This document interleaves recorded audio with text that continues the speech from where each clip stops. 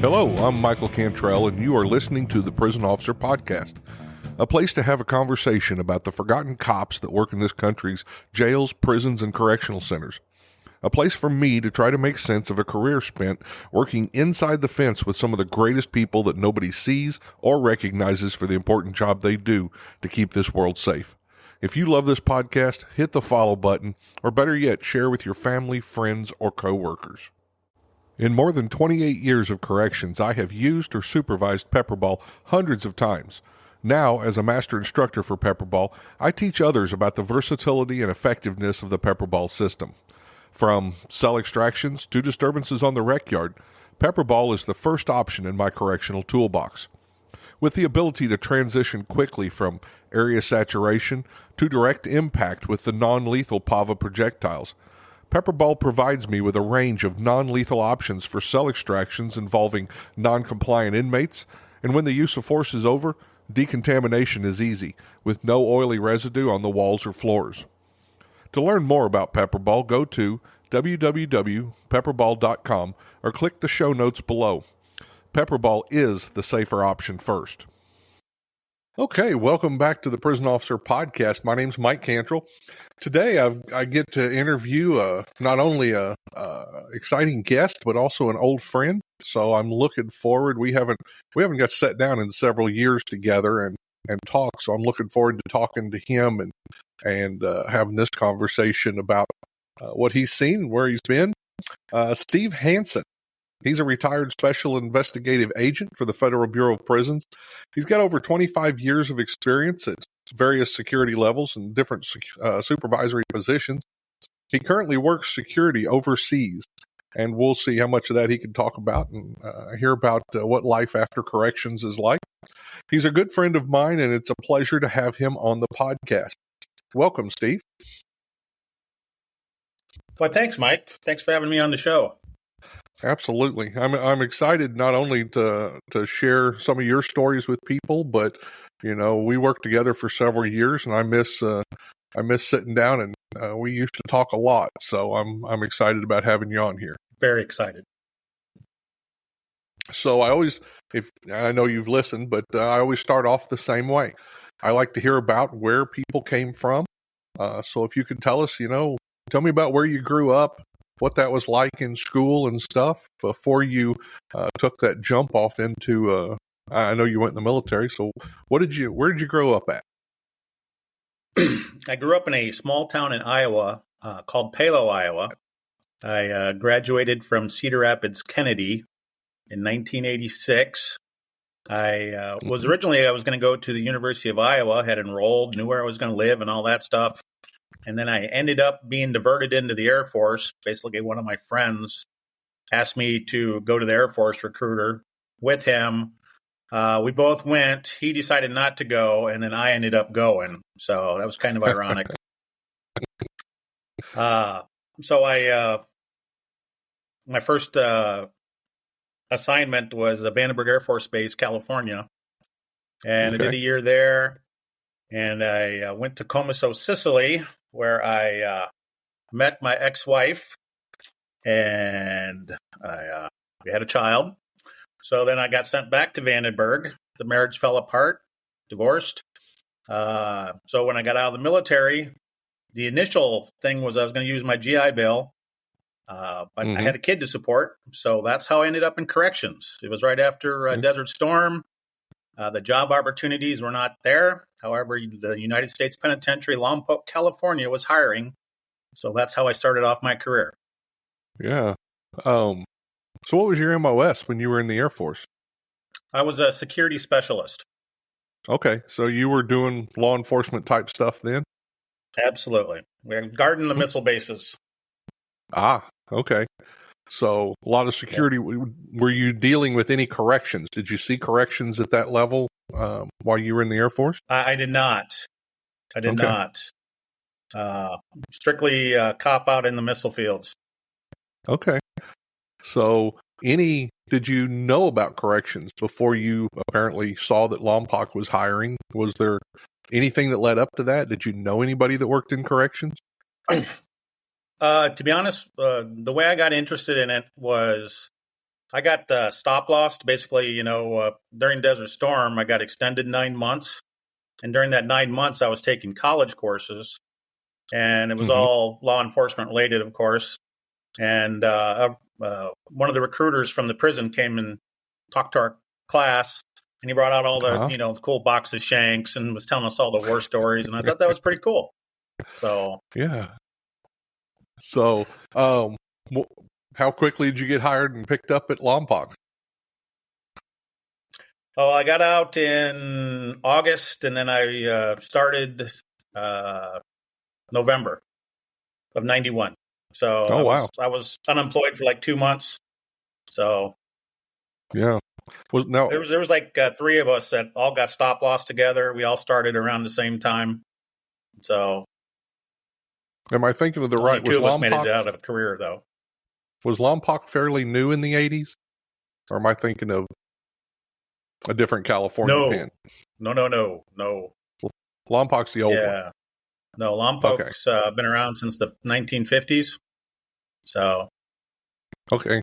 So let's settle this right here because I've been around the Bureau for years. Okay. Is it Lompoc or is it Lompoc? The locals pronounce it Lompoc. Okay. I usually say that wrong, and some people take a lot of offense to that, and then others, it doesn't matter. So, we'll put that out there for everybody. It is Lompoc. Okay. Lompoc. Okay. I say it wrong. It's Lompoc. I'll get that right.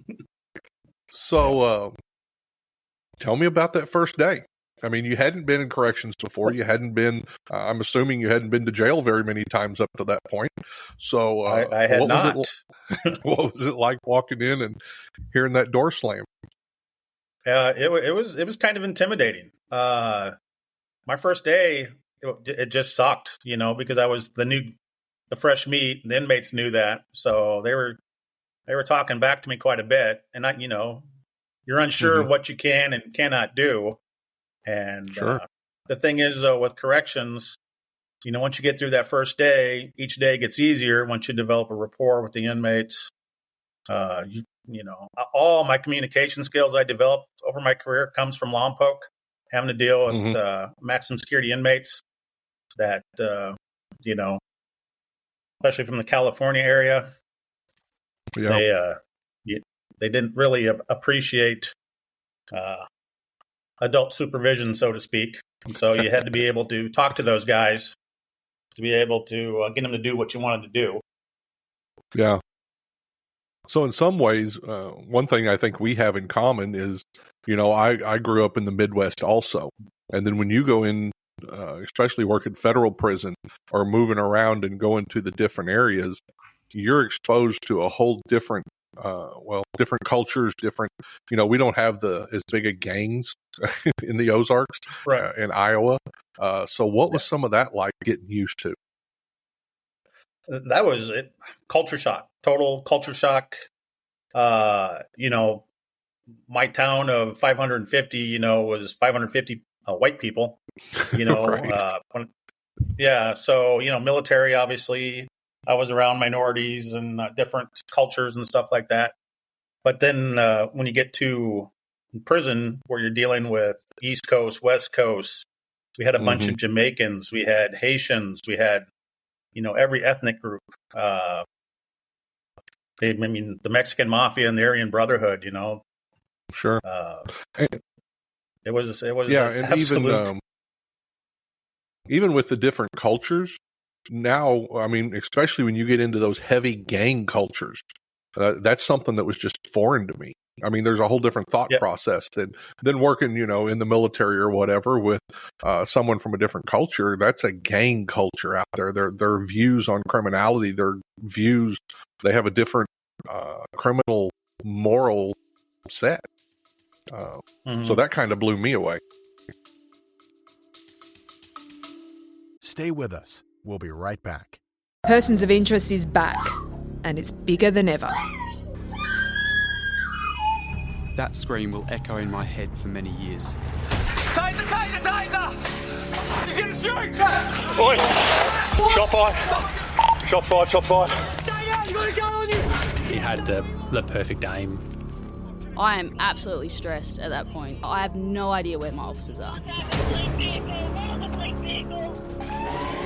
Persons of Interest available everywhere you get your podcasts. Yeah, it absolutely was an eye opener, and everything was so based on race out there. You know, like say you were trying to release somebody out of segregation, you would call the housing unit and you'd literally ask them, "Do you have a white cell available? Do you have a black cell available? Do you have a Hispanic cell available?" And if you didn't have a particular race to put the guy that you wanted to kick out of segregation, they stayed in segregation until an opening came up. It was just, it was weird to me, you know? Yeah. Yeah. So what was some of the things you saw out there? Anything that really still stands out in your mind? I mean, that's a big penitentiary. It's been known as a violent one for a long time. The violence was amazing. I remember in like the first 6 months of 1993, we had 6 homicides. You know, I shouldn't say 6 homicides. There's probably 4 homicides and then 2 drug overdoses. You know, but you know, 6 dead inmates, and you know, it was chaos. You know, we lost our warden had transferred in. He'd been there like 9 months, and then suddenly he's gone again. And then when they bring in the cleaner, you know, the big boss warden, and he comes in and he, you know, fixes everything. I shouldn't say fixes everything, but tries to. We got it running operationally again. So, some of the violence I saw, some of the violence towards me. You know, I've been chased with shanks. I had a guy make a homemade zip gun, and he shot me. So, wow. He actually made 3 of them. He hit me the first one. The second one missed me, went right by my face, and then you know, finally got away from him. So wow. Yeah, I mean, participated in a lot of brawls. I started at Leavenworth, and you know that was considered a big time penitentiary. But I can't imagine. You know, we just had Adam Dennis on here. He worked at California Department of Corrections for an entire career, and we talked about the fact that the West Coast is where a large portion of the gangs in the U.S. started. So, absolutely, being in a federal penitentiary on the West Coast in California, I'm guessing that puts, you know, the level of violence you're dealing with at a whole new level. Yeah. Yeah. It was, the prison pretty much was ran by the Aryan Brotherhood and the Mexican Mafia, which they had a truce. But we also, you know, we're in California, and LA was 120 miles down the road. So we had a huge population of Crips and Bloods and, you know, various street gangs, you know, Sereños and Norteños. Well, I guess we didn't have the Norteños in there, but the Sereños. Right. And it was just, you know, we had some Texas Syndicate in there. The Texas Syndicate, those were some violent guys. I saw them during the middle of a main line. They were doing some internal discipline, and they had contracted out with the Guamanians. We had about, you know, a handful of Guamanians, and they attacked one of the Texas Syndicate guys and stabbed him 67 times right in the middle of the corridor. They wanted everybody to see. Right. Yeah. So what do you think in the first couple of years? Is your brain going, well, this is a career, or are you starting to think, well, maybe I need to look another direction? I mean, what were your feelings overall for that career? Overall, you know, I am a Midwest boy through and through. And my whole thing was I was trying to get back to the Midwest at any type of prison. I actually put in for a transfer to Leavenworth, you know. Okay. Not knowing how stuff worked, you know, I was like, I wanted to go to Leavenworth and Rochester. And then at the time they were opening up Pekin and Greenville. And Pekin was the closest institution to Iowa. And I really, really wanted to go to Pekin, but my captain knew somebody that was going to Greenville. So I ended up transferring to Greenville after 2.5 years at Lompoc. Okay. So I've been to Greenville. That's quite a change. Yes. Dramatic. I'm guessing you rested a little bit after that. I did. Tell me. Yeah, it was, it's kind of ironic, though. I was involved in so much stuff at Lompoc, but my first large-scale disturbance, where we lost the institution, was at Greenville. Oh, you were there. I was there, absolutely, that night. That was the crack law riots. Yes. Wow. Tell me a little bit about that for people that don't know. Well, anyway, October 20th. I remember I was working October 19th. I was supposed to have the 20th and the 21st off. And I was working it was a Thursday night. And like at 9:30 in the morning or 9:30 at night, I was working evenings. All the inmates were like running to the TV room. And I'm like, checking it out. And up on the CNN, they were showing, I can't remember what institution had gone up. There was like 6 or 7 that had gone up that Thursday because they had overturned or they hadn't overturned the weight disparity between the cocaine and the crack cocaine. Basically, it took like 100 grams of cocaine equaled like 1 ounce of crack cocaine. So it was right. And so cocaine was considered. Cocaine at the time was considered more of a white drug, and crack was considered more of a brown or black drug in the poorer areas. So there was a bunch of tension in the country at that time, and especially in the prisons because of that disparity. Right. And so for the first time ever, we were going to lock down the institution. So they called in a bunch of us for overtime. I asked to work in the housing unit. I'd been working all quarter. And they're like, no, you need to go over to H4, which was the one next door. So I'm like, okay. Ironically, they kicked off in the prison or at the housing unit that I was working that night. So, so I everybody in there got, I literally watched as like 6 or 7 staff members, ran out of the building, bloodied and bruised and, stuff like that. So, I'm literally trapped in the other housing unit. We're trapped in the middle with the offices. We didn't have keys to the front door. Those were out on the compound. And then eventually, after they contained H3 was the one that went up on the A and the B side. They let us out. The disturbance control team was, activated. And I was going to go in with them, and I was going to have all the keys to the doors. So we get ready to go in after we negotiated them and, broke the window, threw the phone into them, and they gave up because, what are they going to do? They're trapped. Right. And so we pull them all out and we go in there and there's no doors. They had broken every door in that housing unit. They'd stacked all the doors. They were wooden doors at the time, and they'd stacked them in the middle of the housing unit. Now it was like $1.8 million worth of damage. It was impressive. So yeah. And so you guys ended up having to put them on buses and send them other places, or how did you manage them with no doors on them? We worked till I worked till 6 o'clock the next morning, and all we did was the 4 p.m. count did not clear till like 4 a.m. So we moved inmates to the gymnasium, we moved inmates to food service, and then we started putting them in segregation.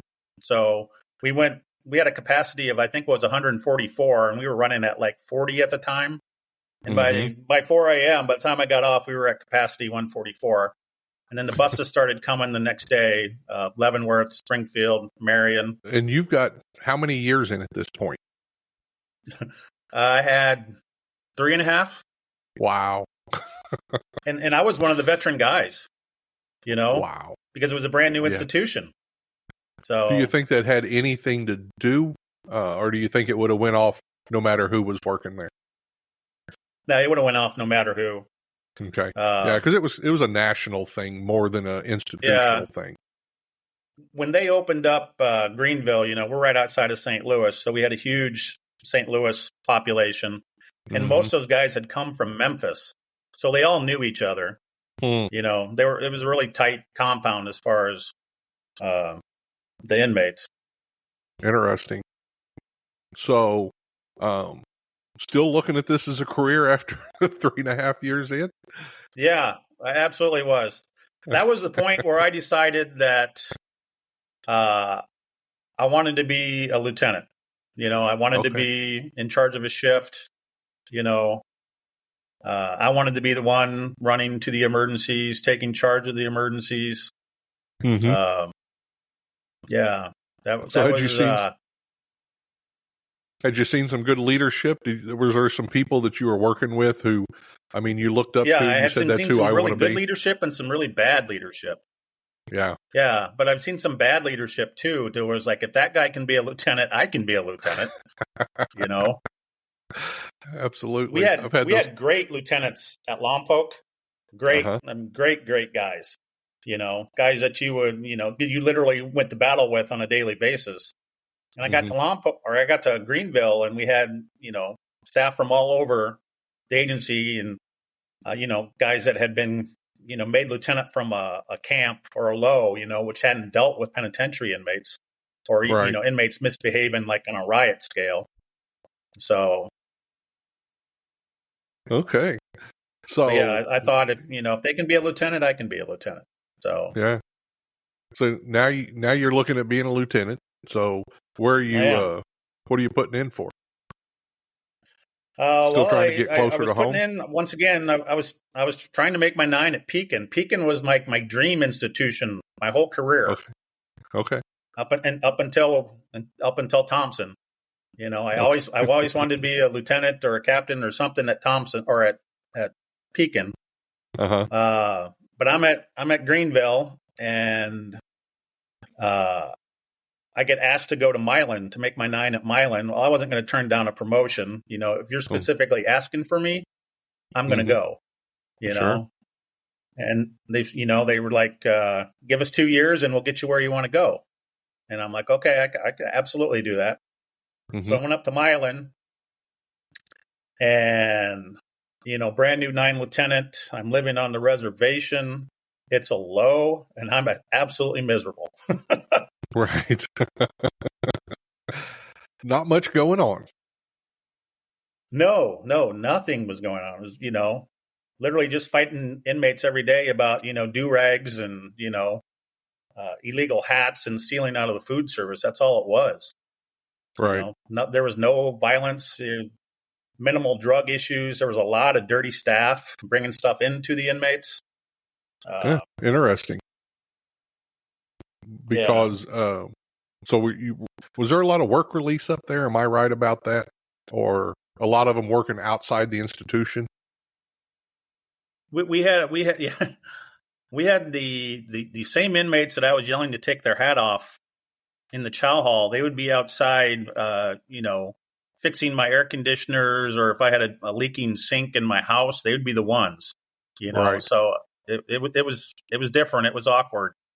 So I remember like? My son, he was out, it was in the fall and the leaves were falling, and he's out in our side yard playing football. Mm-hmm. And I go out there, and he's like throwing, it was like this, it was like a duct taped plastic tube. And he's like throwing it around, and I'm like, what you got there? And he gives it to me, and it turned out it was marijuana that they were trying to introduce into the institution. Yeah. And it was a huge amount of marijuana, man. Wow. Yeah, that's something I've never done. At that point, it was like, I need to leave Milan, Yeah. That's something I've never done, is live on the reservation. For the people that don't know, early on in especially the Bureau of Prisons, it was common for them to build housing. Usually, the warden was always going to live on the reservation. A lot of times an AW, an associate warden, or a captain would be required to. And then there would be different levels of hopefully, some lieutenants or something like that, and then officers who lived on the reservation. Usually those houses were built and maintained by the inmates, and they paid a subsidy for rent. But the reason was, you got to think back 1930s, 1940s, you didn't just have cell phones. It wasn't as easy to get a hold of everybody. So having people that lived right there at the institutions was always considered a plus. And some of that still exists in the Bureau of Prisons for those that don't understand that. I've never lived on the reservation, but what's that like, never getting away from work? It's a grind. Yeah. You want to get away and you can't. But I mean, also, I knew as a 9 lieutenant that I was only going to be there for, a year or two, because I knew at that time, basically once you made your 9, you're 11 within 2 years. And generally it was always at another spot. So I was just like, okay, all I got to do is suck it up. Okay. Yeah. I decided time to get out of Milan. So I was putting in for my 11, and immediately both Marion and Rochester were interested. Marion was moving in 3 lieutenants. However, I don't know if you remember, but they used to have 3 moves a year. So they had already used one of them. So I was going to be the third guy. I was going to be the first guy picked up after the fiscal year, so after October. But then Rochester, they still had move money, so they picked me up. So tell me about working at Rochester. Well, Rochester was a prison hospital, so that was another thing that was totally foreign to me. Corrections custody was not running stuff there. Medical was. Psychology was. We were just like, keeping the chains moving, so to speak. But, there'd be times where you'd lock an inmate up, and then within an hour, the psychologist, psychiatrist would let them out. So, because they're not responsible for their behavior because, of their mental health, or they have Alzheimer's, Sure. It was an eye-opening experience. There was no gang issues there, which was cool. I mean, the vast majority of the inmates were low security, and the max custody guys that we had, and even the out custody guys that we had, they were really sick. I mean, we were like the end stage liver disease. That's where they sent all those guys that had destroyed livers, because we were right outside the Mayo Clinic, in Rochester. That's where the inmates went. Yeah, working at Fed Med, I saw a lot of the same. Working at Fed Med, I saw a lot of the same thing. Federal Medical Center in Springfield, Missouri, is kind of considered downtime for guys. I mean, even if they were pretty big hitters in gangs and stuff, everybody was trying to get healed up or trying to get healthy, so they kind of called a truce, and we didn't have those type of problems. But we had plenty of other problems like you were talking about. How much mental health does Rochester have up there? We had an entire building of mental health. I think there was probably 180 inmates between the 2 floors. And then we had the seclusion unit, which is basically the segregation for the mental health guys. Yeah. That's when your communication skills came to bear, didn't they? Yes, exactly. It's kind of tough talking to a guy, who's convinced that the CIA is in the walls, and please, Lieutenant Hansen, make them shut up. Okay, I'll do it. Thank you. And it's a fine line because like you said, I've walked in a cell with a mop because a guy thought his walls were bleeding, and I'll mop the wall, and then he's fine. But the next time you do something like that, you might be playing too far into his mental health problem, and he'll go off on you. And so it's tough to know what the right thing to do is, especially with those guys. Yeah, so we had one inmate that... Okay, go ahead. At what point did you start thinking about investigations? When did that start interesting you? To be honest, that when I was at Greenville, I spent 6 months as the phone monitor, and I got the bug then. I was always interested there, but then as a lieutenant, you got to learn how to be a supervisor. So it kind of got pushed to the background. And And of course, being the SIS lieutenant, especially at Rochester where we had an SIA, it was a matter of seniority. I had to do your time up, working SR1, working, swings and mids and all that stuff. Mm-hmm. So eventually I got into the SIS shop. And I loved the investigations. I mean, that was right up my alley, Nope. It's cool knowing everything that's going on in an institution. What the inmates are doing, what the staffs are doing on some levels, Mm-hmm. who's who's shoplifting, who's beating their wife, who's, getting drunk downtown, what inmate has issues with another inmate, what staff members are dirty, bringing or looked at bringing stuff in. So, Right. Yeah, I really, truly enjoyed it. Tell me if I've got this right. At the Federal Medical Center, I noticed, like we talked about, they kind of, it's kind of a truce area. They're kind of laid down. They're trying to heal up. And it's not necessarily that inmates would snitch, but it was a lot more comfortable arena to have discussions with inmates. And you could learn stuff, even outside of your institution, that you wouldn't learn at a full-blown penitentiary. Was it kind of like that at Rochester? Absolutely. What was weird for me was like, having like the nurses around who generally cared about the inmates, cared about Mm-hmm. their health, because you didn't have that at the penitentiary level, Mm-hmm.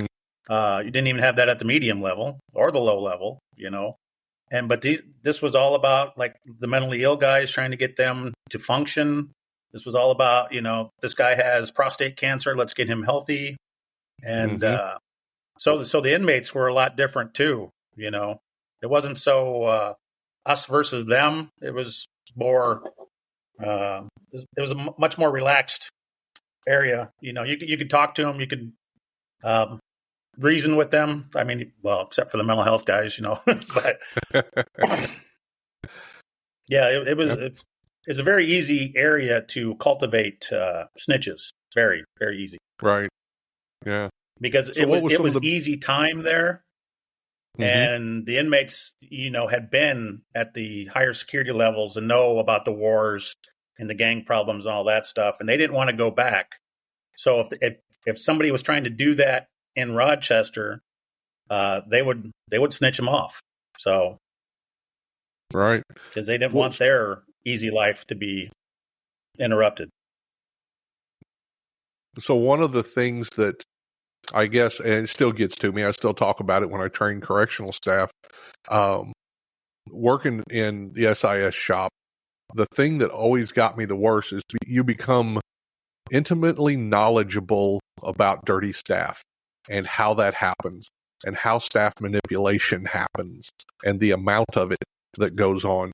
Talk to me about some of what you saw, because you were in there a long time in investigations. Yeah. For Rochester, I mean, a lot of it was, we had a lot of female staff would run off with the inmates, so to speak. Mm-hmm. And generally it was, the inmates would identify them, see that they had low self-esteem. The staff members would be bitching, complaining about their significant other, and they would hear stuff, because sometimes you don't even think that the inmates, the inmate's in there, but you don't think he's listening because he's like working, he's cleaning, whatever, but they're picking up everything. So they would take runs at him, and eventually, they just wear him down. So we had one staff member, she didn't even make it to Glencoe before she was tied up with an inmate. And as somebody that had taught her IF class, I was offended. I was like, because she came back, was like, oh, I didn't know. She tried to break up with the inmate. I was like, oh, I didn't know that was the wrong thing to do. Like, yes, you did know it was the wrong thing to do. We beat you over the head with that in training. Yeah. Yeah. But yeah, it's all, I mean, there's always something else going on in their life. Mm-hmm. Husbands being mean, boyfriends being mean, and then this person is, waiting on, can't wait to see him and telling them how good they look and, how smart and pretty they are, stuff like that, stuff they're not getting at home, they're getting from the inmate. And they just, they just don't see it as manipulation. And then next thing you know, you're bringing stuff in, and sometimes it leads to even more than that. Sure. I guess the hardest thing for me to get used to going from penitentiaries to the medical center was that familiarity. And it's caused, just like you said, there's nurses that care. There's psychologists that care, psychiatrists that care. They have to do their job with a level of empathy. And that automatically puts them in a position to where I guess the line is not as wide there as it is for maybe a correctional officer who's always got that arm length distance. And so, I saw a lot of that, and it was disappointing. Yeah, I know a big shock to me was I was probably 3-4 years at my Rochester. I spent 12 years in Rochester. Okay. And we had an inmate who had been on suicide watch for literally years, and the nurses had worked with him so hard, and the psychologists had worked with him, and the psychiatrists. And he's on suicide watch. And then finally they let him off suicide watch, and within a week he killed himself. And the nurses were just, they were crying. And I was like, that was just unbelievable to me, but then looking at it on a human level, I get it. They were invested. They thought they had gotten him cured to where he didn't want to hurt himself, and then he hurt himself. Sure. Yeah. Tough. So we talked about, manipulation and stuff. Did you have any other, I guess, memorable, cases and stuff that you worked on? Oh, yeah. We had a nursing assistant that she literally got caught having sex by another staff member with an inmate. They worked 6 p.m. to 6 a.m. At like 7 o'clock, the charge nurse was like looking for her. She was a nursing assistant. So she goes looking for her, and she goes into it was like a shower area. And she, the lights are off and the curtain is drawn. She turns on the light, pulls back the curtain, and there they are having sex. So, wow. And then, of course, I came in at midnight that night, and that's all what the whole institution was talking about was that, So. And it affects the whole institution when things like that happen, doesn't it? Yeah. Well, the inmate, he was like, I didn't do anything wrong, because we're putting him in the hole, and he wasn't going to go to the hole. And he's a big dude, man. He was well over 300 pounds. And he's like, I'm not going to the hole. And like, yes, you are. So he refused to cuff up, so we had to use force on him. And we ended up dislocating his shoulder right in front of her, Wow. And she's like looking at, like, oh my God, you're hurting my lover type of stuff. So it was a weird night. What a mess. Yeah. So you're at Rochester for 12 years. What's your next step? My next step was they opened up AUSP Thompson. Well, that's where we met. That's exactly where we met. So I would have retired out of Rochester, except they opened up Thompson, which was literally 2 hours from where I grew up. Mm-hmm. And I lateraled down there as the special investigative agent. So, and then, as you know, there we had all the trials and tribulations of just trying to get our, maximum security inmates. Sure. So that took 3-4 years. Yeah, and I haven't talked about it much. Thompson was a prison that the state of Illinois built in 1999 and never funded it to open, so it never held more than just a few camp inmates. And then in 2014, I think, the state of Illinois gave it to the Federal Bureau of Prisons, and so that seemed like a really great idea at the time. We thought we were just going to go in there and open up this prison, but the prison wasn't built up to the Federal Bureau of Prison standards. So a lot of us spent a lot of time learning about contracting and building new fences and how far because it was digital. wired for dial-up internet. Right. Yeah. It was phone lines, they didn't have stuff for computers and printers and scanners and all the stuff we use today. So it was quite a job getting that up and going. And but once we got it going, it was running good when I rolled out of there. I know it's had some problems since, but we did have a really good crew of people working there at Thompson when we opened it up, and I learned a lot from a lot of the other people. I was captain there, so I had to lean on some people in order to understand my new role in leadership. And you were definitely a part of that because you had been working in investigations and had been in leadership for so long. I mean, how long were you a lieutenant or a lieutenant? Yeah, well, I was a supervisor for 20 years total, 12 years as a lieutenant and 8 years as the SIA. Absolutely. So, and then, so you stayed at Thompson. You were there when I left. When did you retire? I retired July 31st of 2019. 2019. Okay. Yep. And so I know you've been doing stuff since then. Tell me a little bit about what you've done, because I know a lot of people think retirement. Well, I absolutely love my job. I had no intention of retiring. And then I get a message on LinkedIn from a headhunter that was looking for prison people with top secret clearances. I just happened to have a top secret clearance because you might recall my audit guidelines said that the SIA had to be part of the Joint Terrorism Task Force. Yep. So I was a member of the Joint Terrorism Task Force out of Chicago, which required a top secret. So that's why I had it. Yeah. And, initially he, is like, do you want to go to Afghanistan? And I'm like, no, I don't want to go to Afghanistan. But tell me how much does it pay? And then he told me, and I'm like, oh yeah, I'm interested in going to Afghanistan. Yeah. Yeah. So what did they want you to, you're working contract for a company there. What did they want you for? What did you do?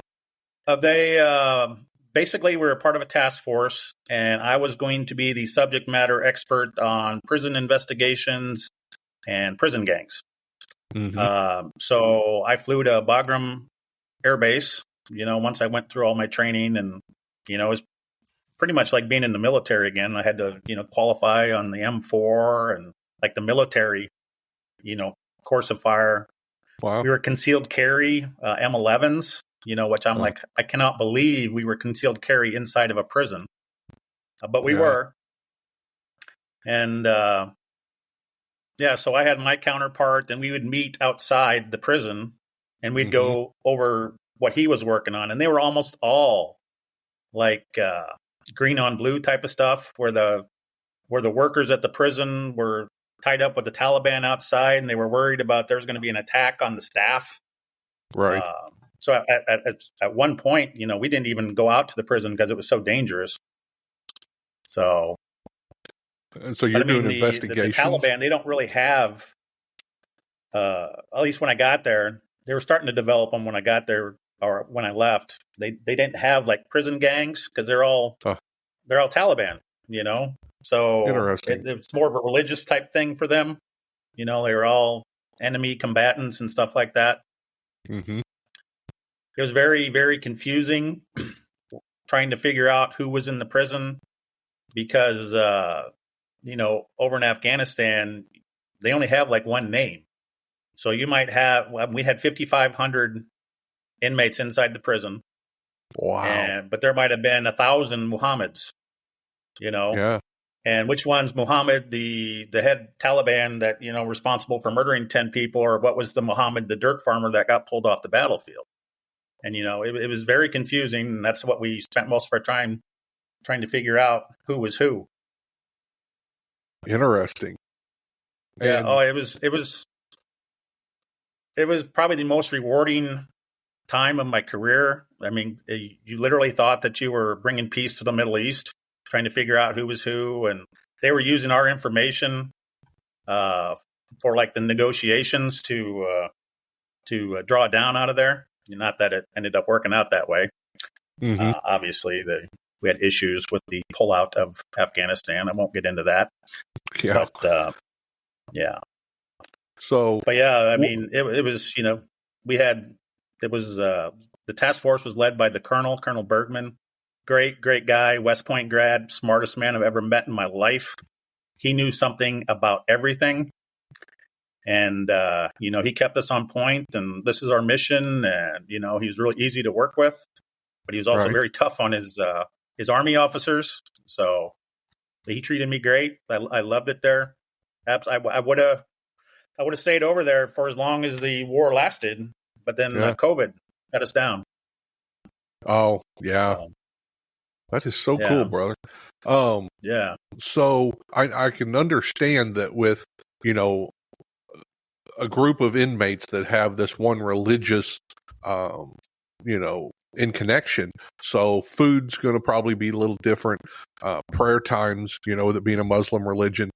But looking from overall, and you had 20 plus years in United States prisons, and then now you're looking at these prisons. What's the difference in the inmates? What were the big differences you saw, other than, the fact they're not all broke up into different gangs? Well, it was strange the way they ran the prison. The guards didn't work in the housing unit with them. They were up top with the catwalks. There was catwalks above, and they'd be peering down into their living quarters. And they would go in there for the food, but the food was they literally would wheelbarrow rice. It was a straight real wheelbarrow. And then they would they'd come up with their plates and they'd put the rice on there. There'd be some type of protein, whether chicken or beef or whatever. Never pork. They going through their food service. We had put an American style kitchen in there. Well, they couldn't figure it out or didn't want to figure it out, so they tore everything out, and they were like cauldrons, witches' cauldrons, and they would boil all their rice and all their protein in the thing, and then pour it in those wheelbarrows to wheel down to the housing units. And the officers in here, they're locals. Are these local officers, or military? Is it a mix of? Okay, it's all military. No, they were okay. All military. But those guys were all related on some level. Mm-hmm. So it sounds kind of like the South American prisons. They don't go into the prison. They, the guards watch the walls.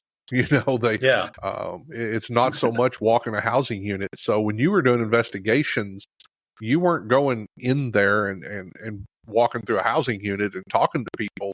They were getting pulled out to you. Okay. Right. Well, to be honest, I never talked to an inmate there.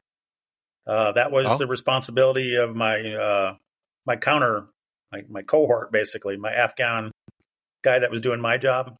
Basically, I met with him, and he was the one doing the interviewing, and I would be telling him, this is the questions you should ask. This is what we're trying to find out, type of stuff like that. So you were the investigation specialist, and he's doing some of the information gathering, right? But okay, yeah, I'm basically there to help him. If he has questions. But they had so many other issues. They didn't even have printer cartridges to where they could print off count sheets or any of that stuff, or to print off their investigations. Yeah, it was just totally foreign. I guess in a yeah. Wow. Well, that's just so cool. That you, your career has taken you from miling to the lowest, all the way to seeing some of that stuff. That is just amazing. Yeah. Yeah. I'm blessed, man. I'm absolutely blessed. That's cool. Yeah. So let me ask you this one question. I like to ask people who were leaders a long time because, I get emails from different people, new officers and stuff on here, and they're talking about, leadership.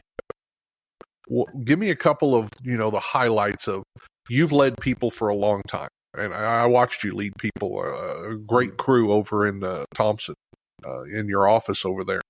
What's some of the leadership things that, mean the most to you, that you think matter the most for people who are moving into those positions? Communication, just being able to listen to people, what they're saying and what they're meaning are like two different things sometimes. That crew at Thompson that I got to select, I was so proud of that team. The leaders that I developed out of that, I got one for sure. That's she's high up in the Bureau Investigative thing now. She's in DC. Yeah. Other people absolutely could do that way if they were mobile and wanted to move. Sure. I was so proud of them, taking what I taught them and then moving on, and they've exceeded my career. That just made me so proud, so proud. Nice. And I would tell them, that this right here, we're stressed, we're brand new. You're going to look back and this is going to be the favorite part of your career, because this is where you're learning everything for when you achieve what you want to achieve in this career.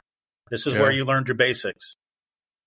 Because at Lompoc, I always used to say, I'll never, ever regret leaving Lompoc, and I'll never, ever regret working there, because that's where I learned everything that made me successful the rest of my career. So, yeah.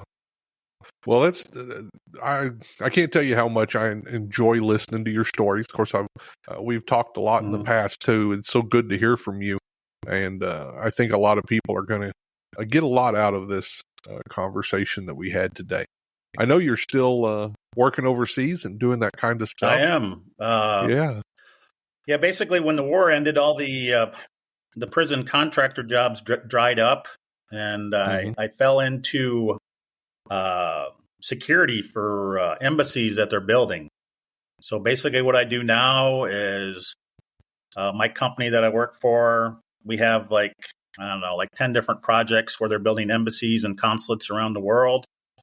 And I go and I work security at the construction sites. Nice. So currently I'm in Rio de Janeiro, Brazil. I just got done with a year in Podgorica, Montenegro, which was an awesome tour. Before that was Athens, Greece. And before that was Honduras.